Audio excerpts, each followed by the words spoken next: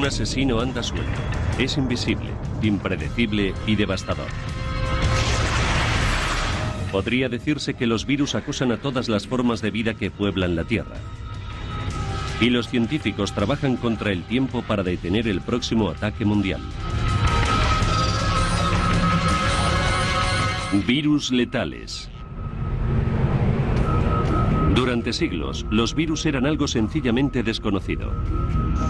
Incluso hoy en día, su capacidad para mutar y extenderse a toda velocidad desconcierta a los científicos. Y sin embargo, los virus son meras agrupaciones de genes en el interior de un envoltorio proteínico que únicamente pueden reproducirse invadiendo a una célula huésped. Las proteínas que cubren la superficie de los virus son la clave de su capacidad destructiva. Las proteínas se atrincheran en el interior de las células de los organismos vivos y usan sus propias moléculas de ADN y ARN, que transportan o transmiten información genética para reproducirse allí. Los virus del ARN son los más letales porque mutan con gran facilidad. A esta categoría de alto riesgo pertenece el virus de la enfermedad conocida como SARS, o síndrome respiratorio agudo grave. Noviembre de 2002. Esta enfermedad respiratoria desconocida se extendía por el sur de China. En cuestión de meses, el SARS infectó a 8.000 personas y mató a casi 800.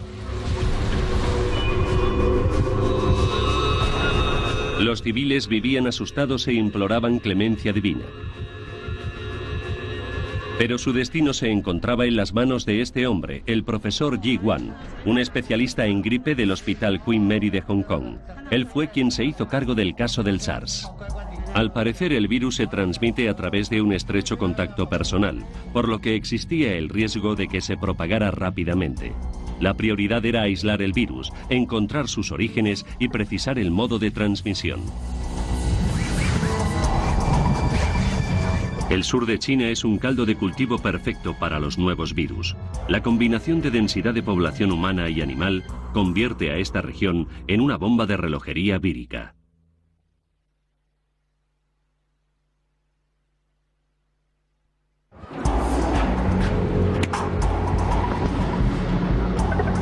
En las investigaciones efectuadas en granjas de animales salvajes se descubrieron civetas portadoras de un virus similar al del SARS.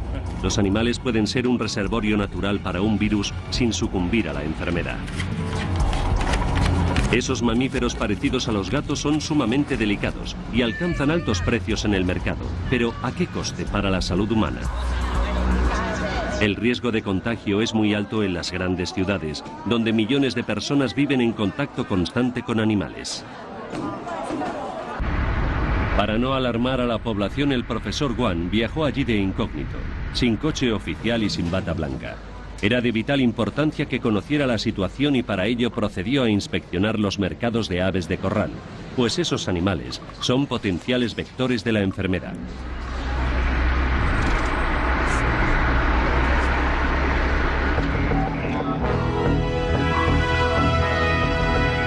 Las alertas de gripe asiática de 1997 y 2001 estaban aún muy recientes en las mentes de los chinos, que seguían luchando contra el SARS o síndrome respiratorio agudo grave. El virus y su reveladora corona de proteínas pertenecen a la familia de los coronavirus.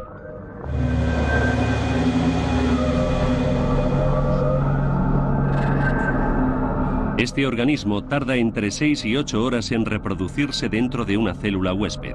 Posee una de las mayores estructuras genéticas de todos los virus de ARN, por lo que su mejor arma es su capacidad para mutar.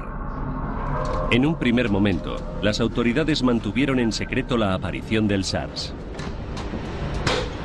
Pero luego, ante el riesgo de que se desencadenara una pandemia en todo el mundo, se pusieron a trabajar sin descanso e implantaron medidas que cambiarían por completo la vida cotidiana de los chinos. Mientras que la mayoría de la gente permanecía en casa, el profesor Wang cruzaba una y otra vez la frontera entre Hong Kong y la zona continental de China para descubrir el paradero del SARS. Y pese a su relevante condición como eminencia en SARS, también él tuvo que someterse a los controles de temperatura.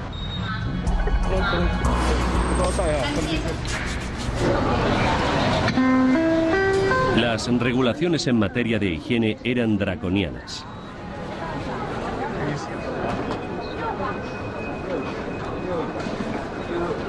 China se declaró prácticamente en cuarentena.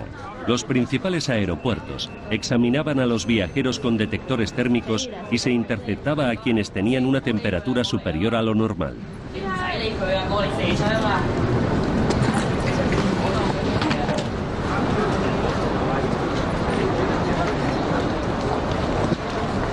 Los presuntos casos de fiebre eran motivo de preocupación oficial, pero las drásticas medidas dieron sus frutos.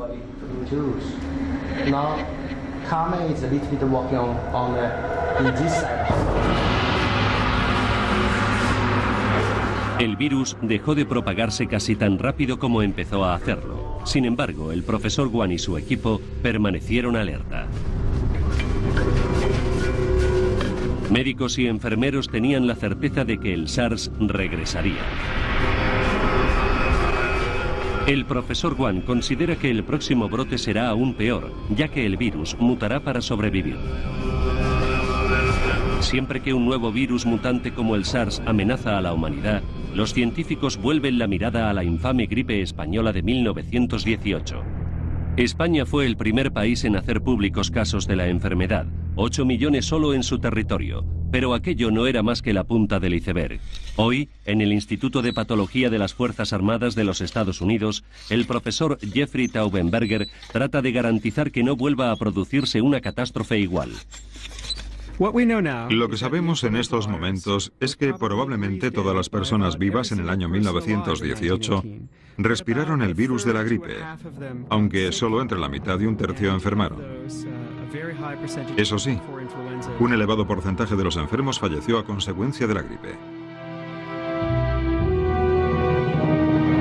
La cifra de víctimas mortales que causó la epidemia fue superior a la de la Primera Guerra Mundial.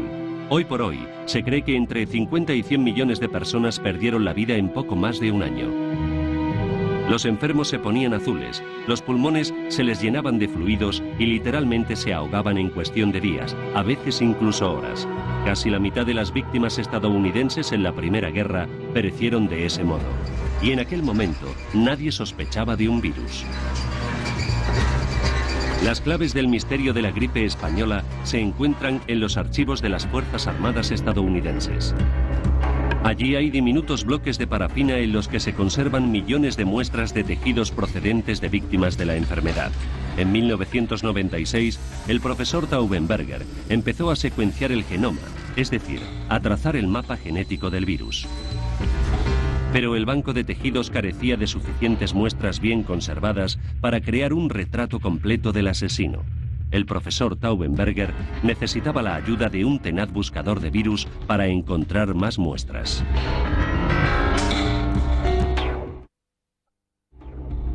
El doctor Johann Hultin, un patólogo forense ya retirado, se unió a la investigación del profesor Taubenberger sobre la gripe de 1918. Un día, un visitante mencionó que alguien debía ir a Alaska a buscar en sus helados territorios víctimas de la pandemia de gripe de 1918.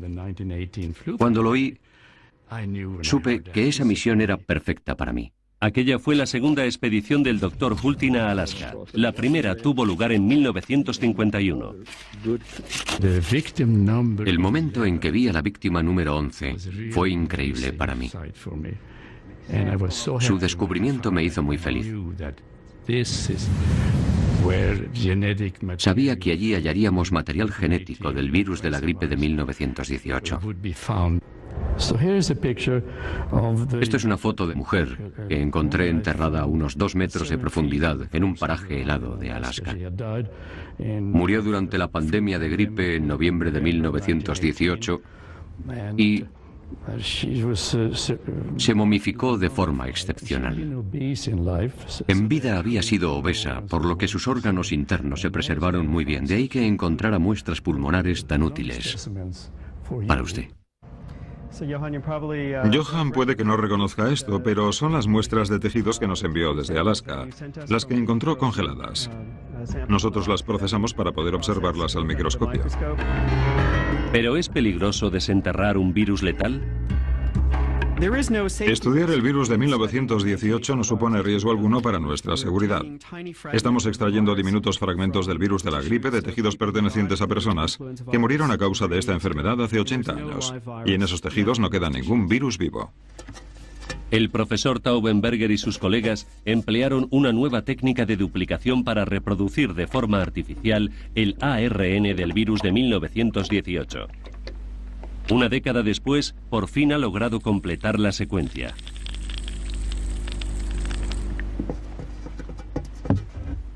El análisis de los genes y las proteínas revela leves mutaciones que quizás bastarán para permitir al virus burlar al sistema inmunitario humano.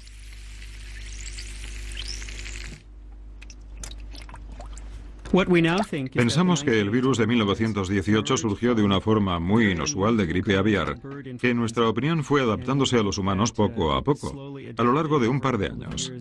Lo que no podemos decir es en qué lugar del mundo sucedió eso. La mayoría de los virólogos cree inevitable que se desate otra pandemia de gripe, lo cual plantea la siguiente pregunta: ¿podría predecirse? La región de la Camargue, en el sur de Francia, es un laboratorio natural para el estudio de los virus.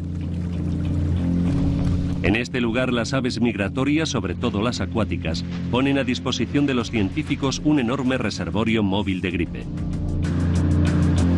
Los virus se reproducen en el intestino de los pájaros y son excretados en sus deposiciones. Hoy, los científicos de la Escuela de Veterinaria de Lyon van a trabajar sobre el terreno. El doctor Philippe Sabatier se encuentra al frente de la expedición y a una hora muy temprana de la mañana tiene una cita con las aves migratorias procedentes de África. Sin embargo, las primeras en llegar no son las que él esperaba.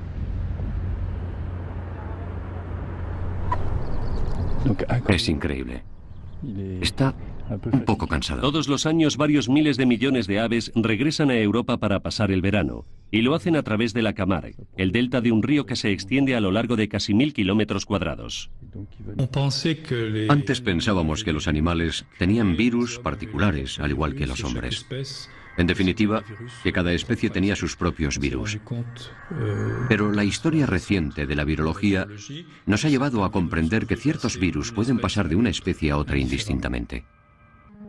El doctor Sabatier investiga los virus que saltan de una especie animal como es un pájaro a otras como el ganado y los caballos.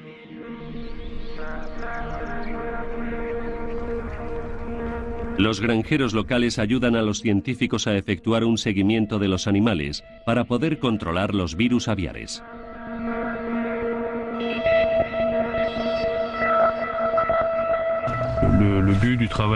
El objetivo de nuestro trabajo es comprender mejor los distintos riesgos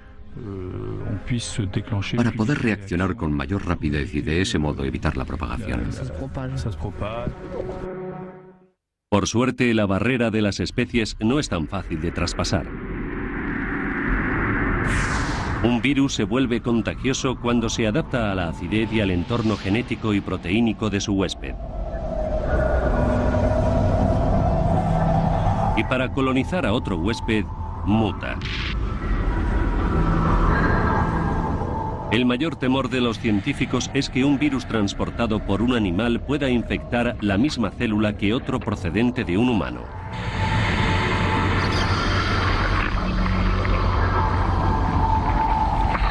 El material genético combinado produciría miles de híbridos virales. Y esos mutantes podrían convertirse en temibles asesinos. La gripe española y el SARS bien podrían haber mutado de este modo. Pero el doctor Sabatier cuenta con un aliado en la búsqueda de virus. Su mejor espía es Antonio Well, director del programa de Ciencias de la Vida del Centro Nacional de Estudios Espaciales francés. Los satélites de observación de la Tierra nos permiten estudiar el entorno, la vegetación, el suelo y el agua, todos ellos factores cruciales para el desarrollo de los virus.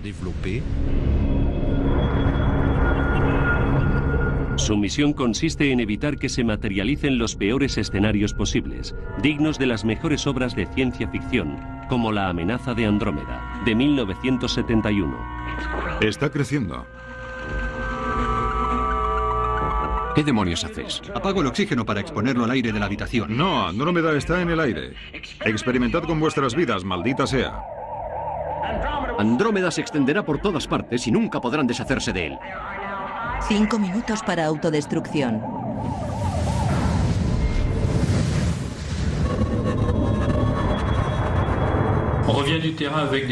Acabamos de regresar de la expedición sobre el terreno y traemos varias muestras.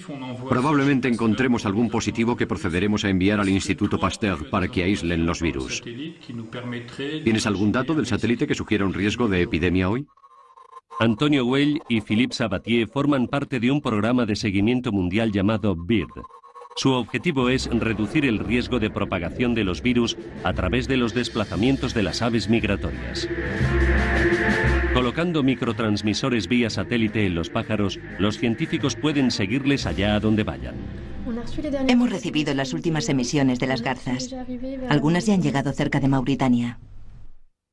A continuación se anotan las escalas de los pájaros y sus destinos finales, y se procede a dividir la Camargue en hábitats.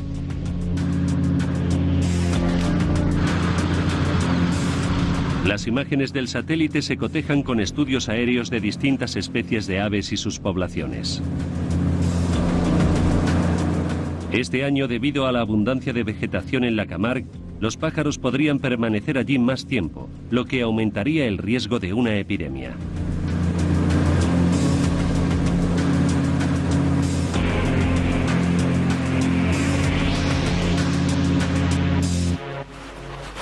Controlar los movimientos de los gansos será complicado. No se muestran muy dispuestos a colaborar.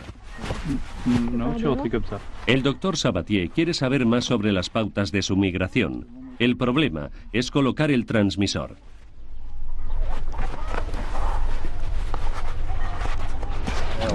Creo que ya está bien. ¿La soltamos? El exceso de equipaje es una carga, pero pronto se acostumbrarán.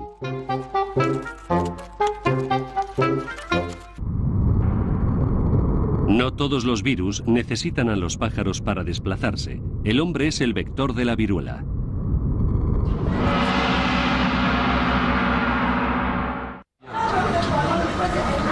En Calcuta vive Suapan Nandan, un milagro viviente. Contrajo la viruela siendo un niño. Todas las noches reza a Shitala Mata, la diosa de la viruela, para que le perdone la vida.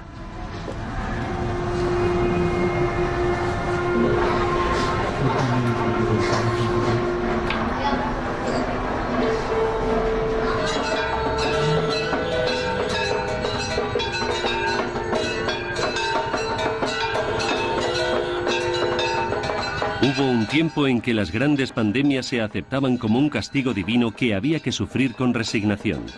India fue uno de los países más afectados por la viruela.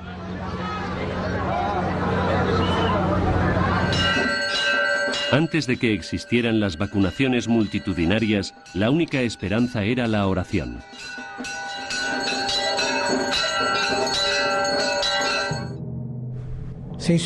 Entonces no había cura para esta dolencia y los enfermos padecían grandes sufrimientos a causa de las pústulas.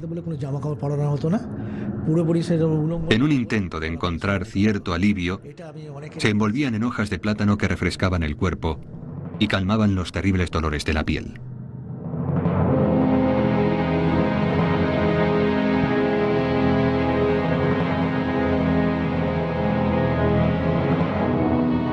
Quienes sobrevivieron quedaron marcados, a menudo de por vida.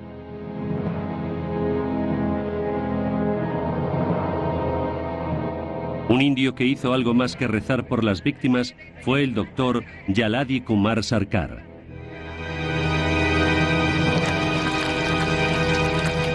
El doctor Sarkar es la personificación de la ciencia.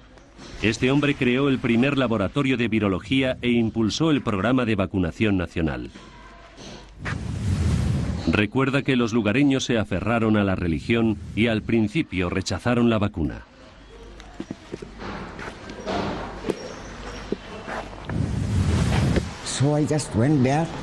Entonces fui allí y les hablé durante un buen rato como si fuera un orador. Les dije, ¿por qué creéis que hemos venido hasta aquí?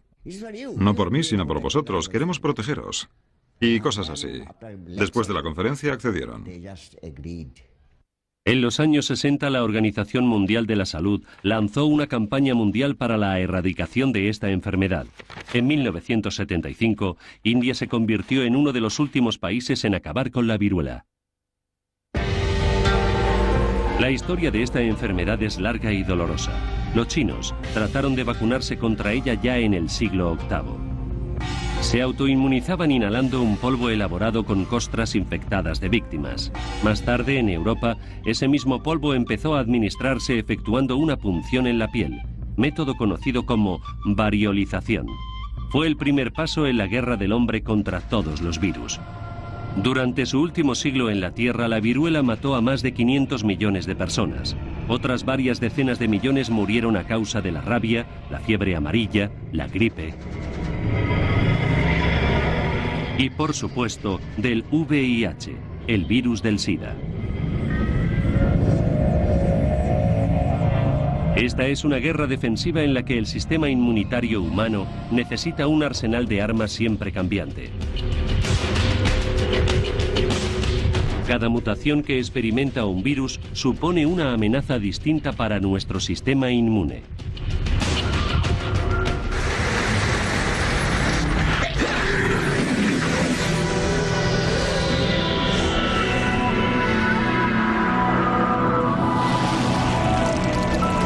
Las vacunas refuerzan las defensas de nuestro cuerpo, entrenando al sistema inmunitario para reconocer a los invasores. Las células T ayudan a los glóbulos blancos en su misión informándoles de la identidad de todo intruso, al que sea necesario acorralar y atacar. Nuestros glóbulos blancos producen anticuerpos que se adhieren a las proteínas de la superficie de los virus.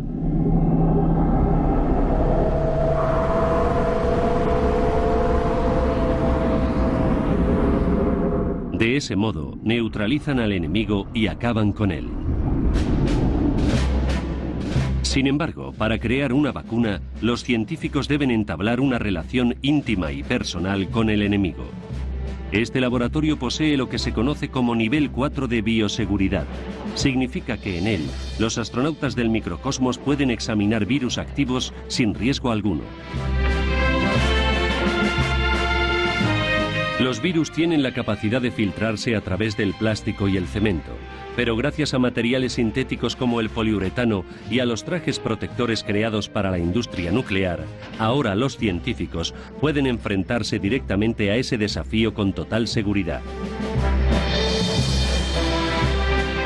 Este tipo de laboratorios son herméticos y la presión que se mantiene en su interior es inferior a la externa. En el improbable caso de que se produjera una fuga, el virus asesino no escaparía. Al final de cada turno a los trabajadores les espera la obligada ducha química. En el corazón de África no existen laboratorios así. Tampoco hay vacuna contra uno de los virus más letales que se han descubierto, el de la fiebre hemorrágica, el ébola. Los equipos médicos extranjeros que llegan a la República Democrática del Congo han de enfrentarse a la desconfianza y al miedo reinantes en los pueblos afectados por el ébola.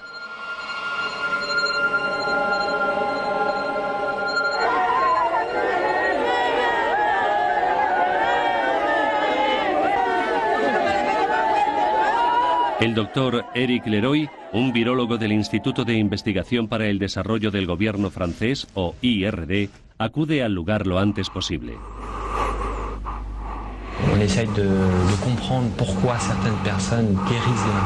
Intentamos comprender por qué ciertas personas sobreviven a la infección un 20% para ser más precisos y por qué el 80% restante muere. Para ello, queremos comparar las respuestas inmunitarias de estas dos categorías de personas.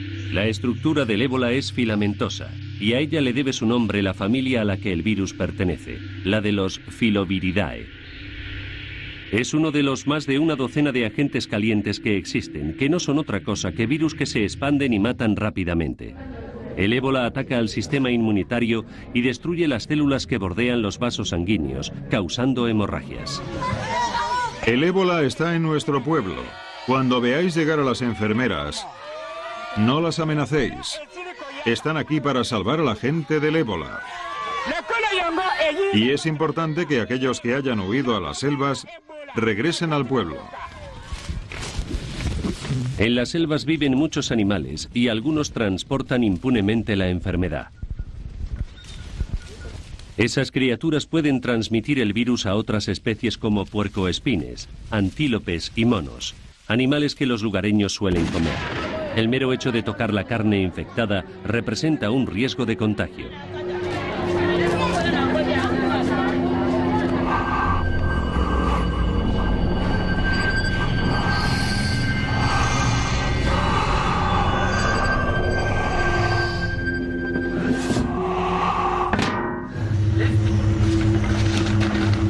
El ébola se transmite por contacto físico y mediante la exposición a los fluidos corporales de las víctimas.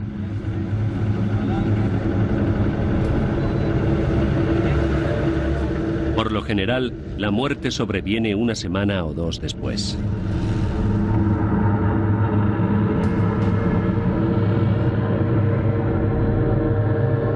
Los voluntarios entierran a los fallecidos con gran cuidado, ya que temen por su propia integridad. Los pueblos se ponen en cuarentena para interrumpir la cadena de contagios. ¿Sabías que la zona estaba en cuarentena antes de marcharte a...? Sí, lo sabía. ¿Y por qué no viniste a vernos? Queremos salvar las vidas de todos, y si estás enfermo y te vas a una ciudad tan grande como Brazzaville, será el fin, porque Brazzaville también caerá. Los equipos locales de enfermeros se toman muy en serio su formación. No en vano suelen ser las primeras víctimas.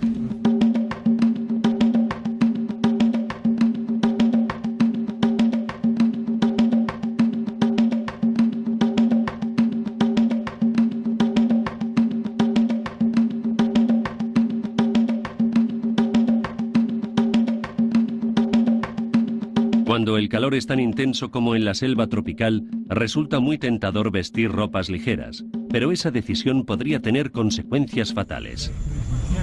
Los trajes protectores se eliminan de una forma segura tras su uso. Ningún virus, ni siquiera el ébola, puede sobrevivir a esto. Los trópicos son zonas de alto riesgo debido a la gran concentración de plantas y animales, potenciales presas de los virus.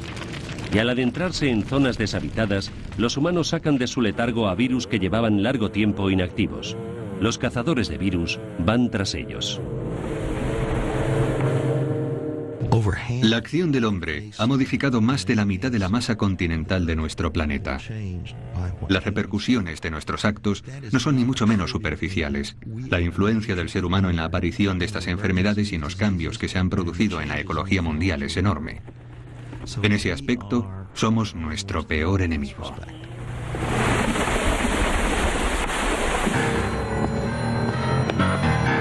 El profesor Peters, de la Delegación Médica de la Universidad de Texas, es el padre de todos los cazadores de virus y fue el descubridor de un enemigo desconocido hasta entonces. El virus Nipah se descubrió en Malasia en 1999.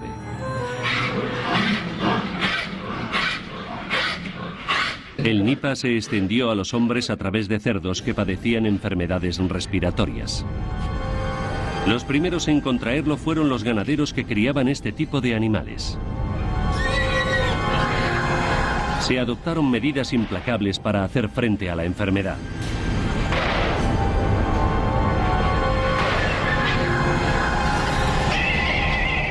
Un millón de cerdos fueron sacrificados.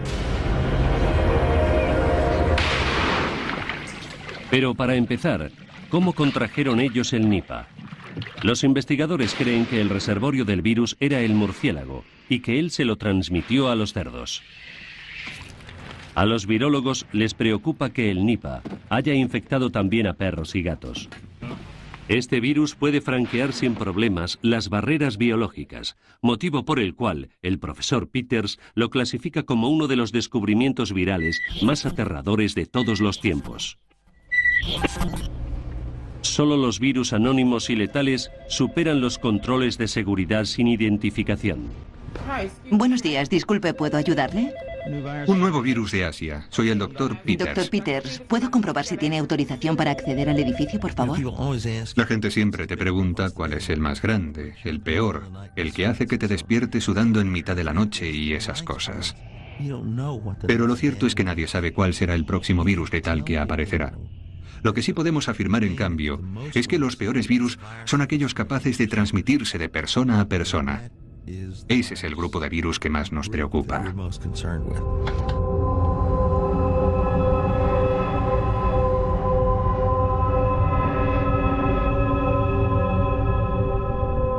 No hay demasiados datos sobre este.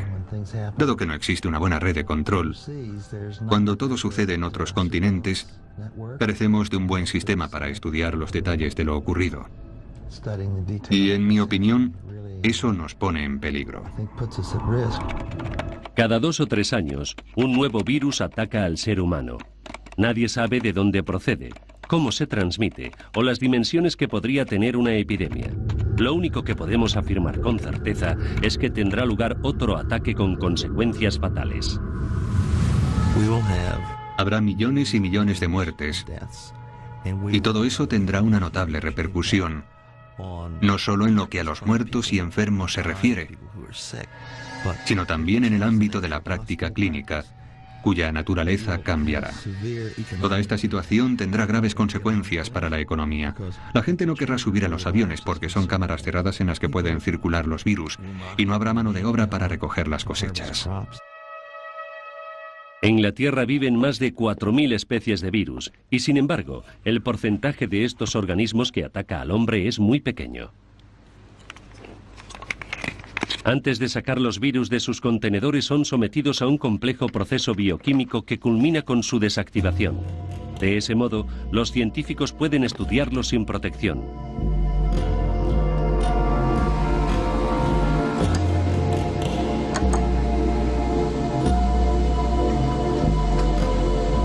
Incluso los cazadores de virus más experimentados temen el momento de la verdad.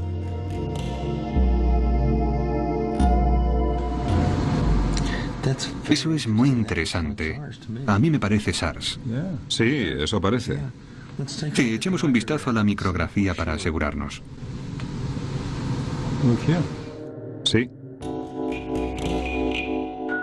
El profesor Peters ha participado en todas las grandes cruzadas contra los virus, lo cual le ha costado algún que otro sacrificio personal.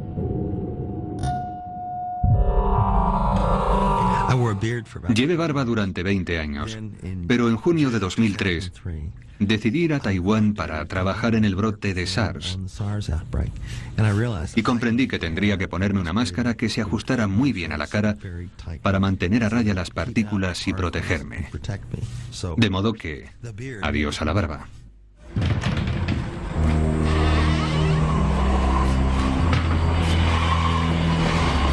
El profesor Peters ya se ha retirado del trabajo de campo, pero ahí fuera hay otros cazadores de virus.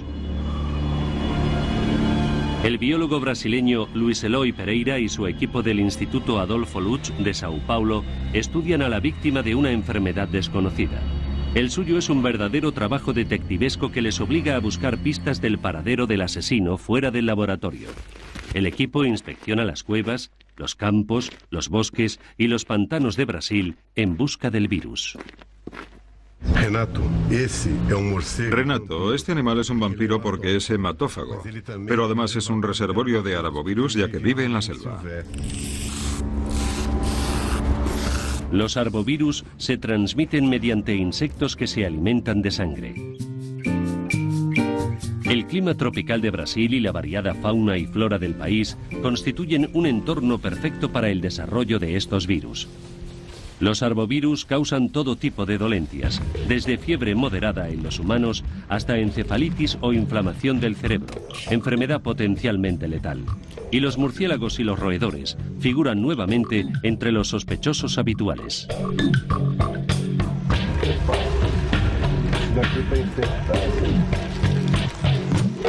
Cientos de los arbovirus conocidos acechan en Brasil.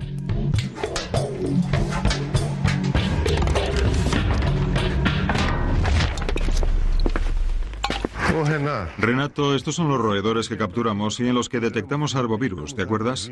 Voy a dejar esto aquí en la estantería para su identificación, ¿entendido? Sí.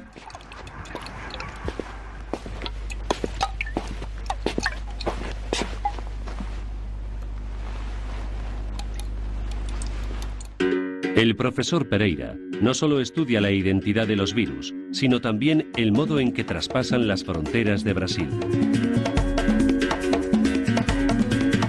Los pájaros, al igual que los roedores, les sirven como medio de transporte.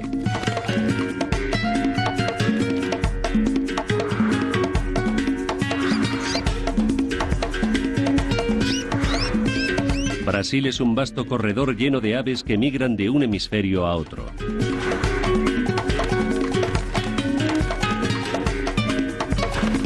Y un mosquito portador de un virus podría picar a cualquiera de esos pájaros, haciendo que el ave infectada transportara el letal organismo a miles de kilómetros de distancia, a otros países.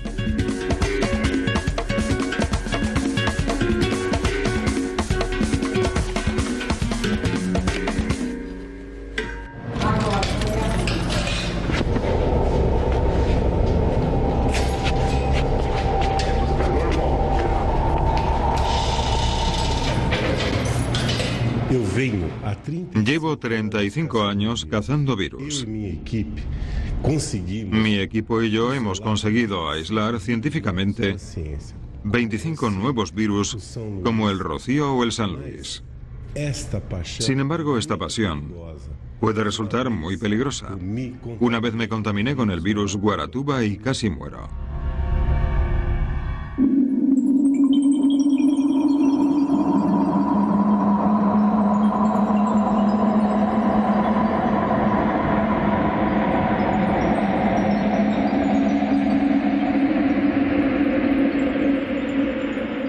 Todos los años, el Instituto Adolfo Lutz realiza pruebas con 30 muestras virales procedentes tanto de animales como de humanos. Hasta que se inventó el microscopio electrónico en los años 30, los investigadores tuvieron que trabajar a ciegas, pues los virus, a diferencia de las bacterias que pueden verse a través del microscopio de luz óptica, son tan pequeños que es necesario ampliarlos decenas de miles de veces. E incluso así, de las proteínas de su superficie no se aprecia más que un vago perfil.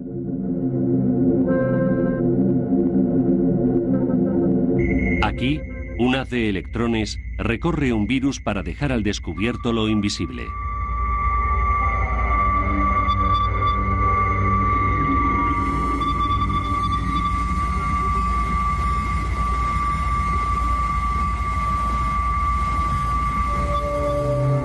El grosor de un cabello humano es de 1/100ª de milímetro, el de una espora de moho de varias milésimas de milímetro y el de una bacteria de 1 sola milésima de milímetro. Es el mundo de los virus. El de la viruela es uno de los más grandes con sus 2 10 de milímetro. Luego están los coronavirus y los rinovirus, más pequeños, con tan solo 2 100 de milímetro. Estas cifras que nos nublan la mente son vitales para virólogos como el doctor John Ives Sgro. Para un observador experimentado, esos números desvelan los primeros secretos de una galaxia desconocida. En el Instituto de Virología Molecular de Wisconsin, la principal arma del Dr. Sgro contra los virus es la tecnología informática. Gracias a ella, puede medir un virus en 3 dimensiones. Su objetivo es crear réplicas exactas de los virus originales.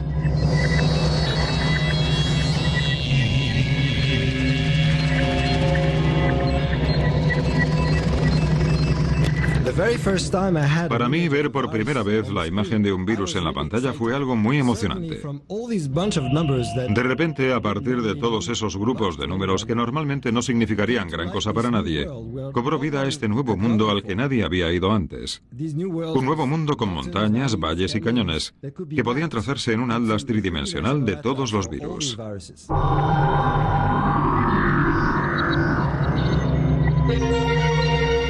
Sabiendo qué aspecto tenía el enemigo, podíamos empezar a comprender su línea de ataque.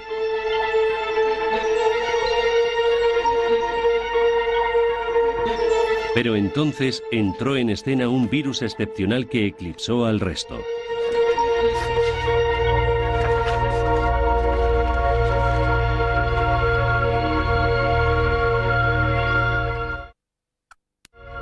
El minivirus es 4 veces más grande que el virus de la viruela y puede observarse a través de un microscopio óptico. Este organismo fue hallado en un sistema de refrigeración de Bradford, Inglaterra, en 1992. Durante mucho tiempo se pensó que era una bacteria por su tamaño y su compleja composición genética. El doctor Didier Raoult, microbiólogo francés de la Universidad Mediterránea de Marsella, recuerda su primer encuentro con el Mimi. La primera vez que lo vimos, quedamos impresionados porque no esperábamos que tuviera esa forma. A diferencia de las bacterias, era muy geométrico y nos llevó cierto tiempo comprender que sufríamos una suerte de bloqueo mental que nos impedía pensar que un virus pudiera ser tan grande. Era imposible. Al colocar el mimivirus junto a ciertas bacterias, sobre todo si son de las más pequeñas, queda patente que el diámetro del virus no solo es similar, sino en ocasiones incluso más grande que el de las bacterias. Es comprensible, por tanto, que durante años lo confundiéramos con una bacteria. Cuando el equipo del Dr. Raoult secuenció el genoma de Mimi, descubrió que un 80% de sus genes no existía en ningún otro lugar. Un rasgo típico de los virus. El mimivirus nos demostró lo poco que sabemos sobre los virus. En este mundo hay más virus que cualquier otra forma de vida. En el fondo del mar, en el lodo y en el agua, se han descubierto virus sumamente curiosos. Pero en general, el de los virus es un mundo aún por descubrir. Este mensaje podría provocar un escalofrío en todo el mundo médico. Pero, ¿qué sucedería si se descubriera un virus capaz de ayudar a la humanidad? El doctor Daniel See, un radiólogo del Centro Médico de Stanford en California, ha experimentado con un virus frío creado a medida para luchar contra el cáncer de hígado. Inyectado a la arteria que conduce a dicho órgano, el virus extermina las células tumorales sin dañar los tejidos sanos. A principios del siglo XX, una mujer que padecía un cáncer cervical contrajo la gripe. Estuvo gravemente enferma, pero tras recuperarse, su cáncer mejoró. Todo el mundo se dio cuenta, aunque nadie estaba muy seguro del motivo. Sin embargo, desde entonces y durante décadas, muchas personas han pensado que quizás pudiéramos utilizar los virus como arma contra el cáncer.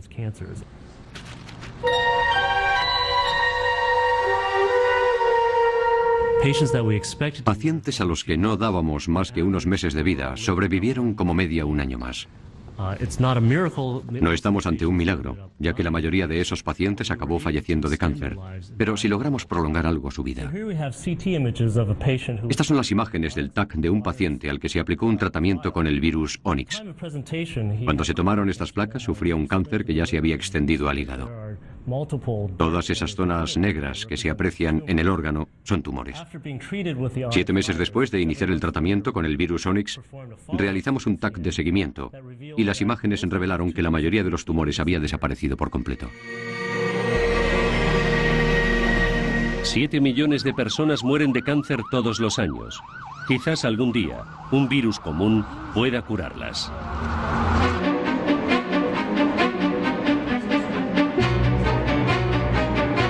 Los investigadores están utilizando al enemigo más insidioso del hombre para conseguir otros remedios.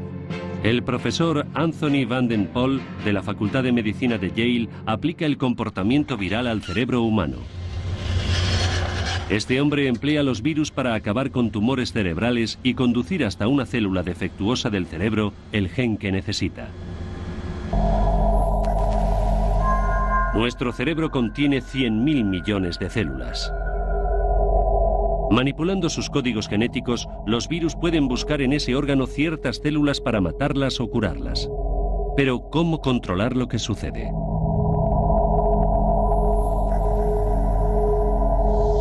El profesor van den Pol marca los virus con los genes fluorescentes de las medusas y luego los sigue en su carrera de obstáculos a través del cerebro hasta la célula objetivo. Hoy por hoy, la posibilidad de emplear virus para tratar diversas enfermedades neurológicas despierta una gran expectación.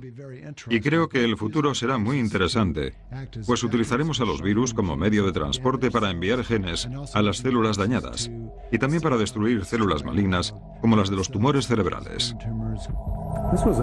Esto era una célula nerviosa infectada con un virus y la actividad eléctrica parece bastante normal, ¿no crees?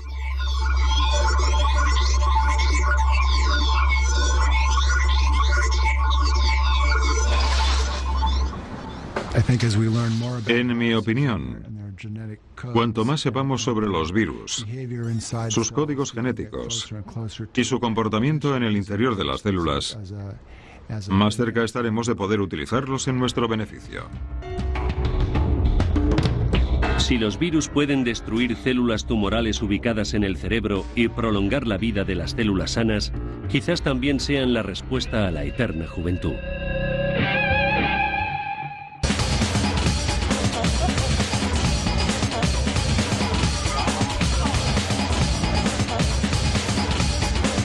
Sin embargo, este nuevo rayo de esperanza queda oscurecido por la amenaza de otra pandemia. ¿Son capaces los científicos de vencer a las miles de nuevas cepas víricas que podrían brotar en cualquier momento? Mutaciones virales como el VIH, que evolucionan millones de veces más rápido que los humanos, obligan a los laboratorios a pelearse por las vacunas. Nosotros observamos y experimentamos para evitar el próximo ataque a escala mundial. Pero también confiamos en que nuestro mayor enemigo pueda un día convertirse en nuestro aliado en la lucha contra la enfermedad.